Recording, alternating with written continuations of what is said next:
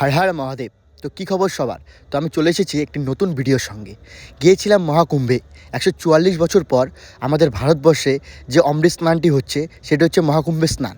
আর সেই স্নানে আমি গিয়েছিলাম। তো সেখানে আমরা কিভাবে গেছি, কী হয়েছে আমাদের সাথে, টোটালটাই তোমাদের সঙ্গে আজকে শেয়ার করব। আমরা ফালাকাটা স্টেশন থেকে কামরূপ এক্সপ্রেসে উঠেছিলাম রাত্রেবেলা 9টার সময়। আর ট্রেনে উঠতে না উঠতেই দেখতে পারি ভাই রে ভাই, এতটা ভিড় ট্রেনের মধ্যে জাস্ট বলার বাইরে। ঢুকেই দেখি গাড়ি লোক, আর আমরা একটা কোণার মধ্যে জাস্ট পাটা রেখে দাঁড়িয়েছিলাম। এইভাবেই আমরা কাটিয়ে দিলাম রাতটা। তো এখন আমরা আছি কোথায়? সুদীপ, পাটনা ঢুকবো আর কিছুক্ষণের মধ্যেই, আর 2 ঘন্টা পরে। আর ট্রেনে প্রচুর ভিড়, প্রচুর ক্রাউড। কী করার আছে, এভাবে যেতে হবে। চলে যাবো। আর দেখতে পাচ্ছ সেই যে দাঁড়িয়ে আছে, পা রাখার জায়গা নেই। দেখো গাইস, পা রাখার জায়গা নেই, কীভাবে বসে আছে সবাই লোকজন। আর বাইরের যে পরিবেশটা একদম দারুণ, দেখতে পাচ্ছ খুব সুন্দর পরিবেশটা। আর এদিকে প্রচুর ভিড়। চলো যেতে যেতে তোমার সাথে দেখা হবে। আর আমাদের জার্নিটা ছিল ফালাকাটা স্টেশন থেকে প্রয়াগরাজ চৌকি অবধি 18 ঘন্টা। আর এই 18 ঘন্টার জার্নিতে আমরা সাইড ভিউ দেখতে দেখতে, কিছু খাবার খেতে খেতে, আর ভিড়ের মধ্যে ঠাসাঠাসি করতে করতে চলে গেলাম প্রয়াগরাজে। আর ভাইরে ভাই, ট্রেনের থেকে নামতেও পারিনি। ট্রেনের স্টেশনের যা ভিড়, সেই ভিড় দেখে আমার তো মাথায় হাত। এত লোক এই কুম্ভ মেলার জন্য একসঙ্গে জড়ো হয়েছে, জাস্ট বলার বাইরে। 35-40 দিন ধরে যে মেলাটি চলছে, আজ তার অনেকগুলো দিন কাটিয়ে গেছে, তবু লোকের ভিড় কমেনি। স্টেশনে নেমে আমরা আর কোনো রকম দেরি করিনি, সঙ্গে সঙ্গে একটি অটো গাড়ি ধরে সেখানে একটু দাম দর করে আমরা চলে গেলাম প্রয়াগরাজে, যেখানে স্নানটি হচ্ছিল। আর আমাদের টোটো ভাড়া নিয়েছিল পার হেড 50 টাকা করে। 3 থেকে 4 কিলোমিটারের এই রাস্তা, পার হেড 50 টাকা, কারণ এটাই ওদের সিজন, ওরা তো কামাই করবেই। তো সোজা চলে গেলাম গঙ্গার ঘাটে, যেটা ছিল সেক্টর নাম্বার 18 আড়াইল ঘাট। আর একটা কথা বলে দিই, তোমরা সবাই জানো যে প্রয়াগরাজের অনেক বড় এরিয়া জুড়ে মেলাটি হচ্ছে, অনেকগুলো সেক্টর। তো কোথায় কি হচ্ছে আমি বলতে পারলাম না, কিন্তু তোমরা যেখানে স্নান করতে পারবে সেটাই হলো গঙ্গা স্নান। সঙ্গমেই যে স্নান করতে হবে এমন কোনো কথা নেই, যেখানেই ফাঁকা পাবে সেখানেই স্নান করবে, স্নান করা দিয়ে কথা। ত্রিবেণী সঙ্গমেই যে স্নান করতে হবে এমন কোনো ব্যাপার নেই। তো আমরা সরাসরি চলে গেলাম ঘাটের মধ্যে। আর ঘাটের মধ্যে সুন্দর একটি জায়গা দেখে আমরা আমাদের টেন্ট লাগিয়ে নিলাম। আর দেখতে পাচ্ছ সামনে গঙ্গা নদী, আর এই ঘাটগুলো পাকা করা ঘাট, সিঁড়ি বাই সিঁড়ি, খুব সুন্দর এই জায়গাটা। আর দেখতে পাচ্ছ ঘাটগুলো কত সুন্দর ফাঁকা। আমরা যেদিন গিয়েছিলাম রাত হয়ে গেছিলো অনেক, আর রাত্রেবেলা লোকজন একটু কমই ছিল এই ঘাটের মধ্যে, কিন্তু তবুও দেখতে পারি নদীর পাড়ে গিয়ে লোকে স্নান করছে। এরকম কোনো ব্যাপার নেই যে তিথিতে স্নান করতে হবে, যে যেভাবে পাচ্ছে সে সেভাবে স্নান করছে। আর খুব সুন্দর লাগছিলো এই ঘাটগুলো। তো আমরাও ঘাটে গেলাম, গিয়ে আমাদের একটু হাত মুখগুলো ধুয়ে নিলাম। আর তারপর আমরা ফ্রেশ হয়ে গেলাম টেন্টে। আর দেখতে পাচ্ছ এই সিঁড়িগুলোর মাঝখানে আমাদের টেন্টটা কত সুন্দর লাগছে। আর আমাদেরই শুধু এখানে একটা টেন্ট লাগানো ছিল, তাছাড়া সেরকম কোনো টেন্ট ফেন্ট ছিল না। সবাই যেভাবে পারছে শুয়ে আছে, কেউ প্লাস্টিক পেতে, কেউ চাদর পেতে। তো এইভাবেই রাতটা কাটিয়ে দিলাম। আর সকালবেলা ঘুমের থেকে উঠে দেখি এই ঘাটে লোকের লোক। রাত্রেবেলা যখন দেখেছিলাম একদম শূন্য ঘাট, আর সকালবেলা যখন উঠলাম তখন দেখতে পেলাম লোকের চিল্লা চেঁচামেচি। আর কি বলবো, সব জায়গায় হর হর মহাদেব, হর হর।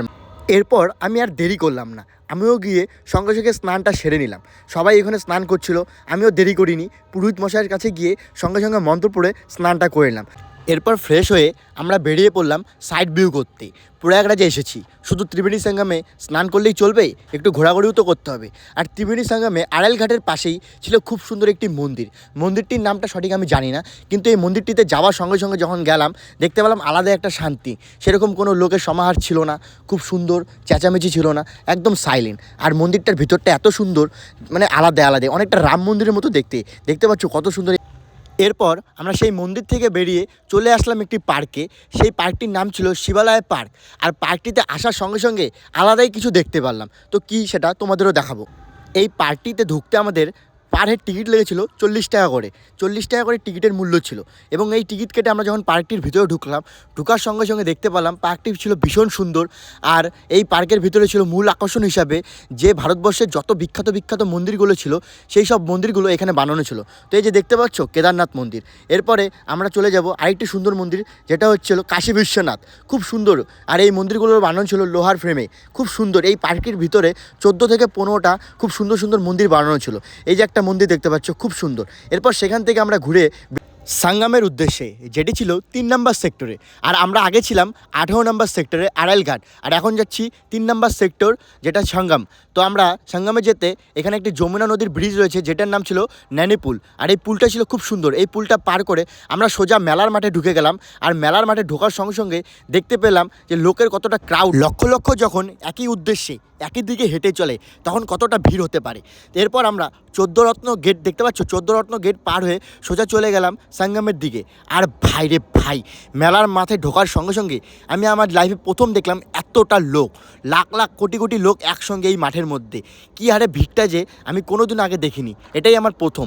তো এরপর আমরা দেরি না করে সোজা আমাদের তিথি লগ্ন অনুযায়ী আমরা স্নান করতে নেমে পড়লাম গঙ্গাতে। আর ভাই, গঙ্গাতে নামার সঙ্গে সঙ্গে এতটাই শান্তি লাগছিল, জাস্ট আলাদাই। আর দেখতে পাচ্ছ প্রচুর লোক একসঙ্গে এই গঙ্গাতে স্নান করছে, খুব সুন্দর। প্রত্যেকের মনোবাসনা নিয়ে এসেছে এই গঙ্গাতে স্নান করার জন্য।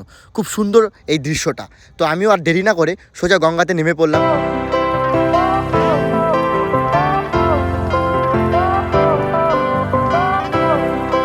স্নান টান শেষ, আর ভাই যেখানে আমরা একটু আগে দাঁড়িয়েছিলাম সেখানে তার 4 ডবল লোক হয়ে গেছে, সবাই স্নান করার জন্য এসেছে। আর এরপর আমরা স্নান টান সেরে চলে যাচ্ছি আমাদের আবার সেই একই জায়গায়, আড়ালিঘাট। 144 বছর পর এই মহাকুম্ভের স্নানে স্নান করতে পেরে নিজেকে অনেক ভাগ্যবান মনে করছি। তো আজকের ব্লগটা থাকছে এতটুকুই। দেখা হচ্ছে নেক্সট ভিডিওতে। কাল যাচ্ছি বানারস, তো বানারসের ব্লগের জন্য অপেক্ষা করো। তো টাটা বাই বাই, দেখতে থাকো নেক্সট ব্লগ।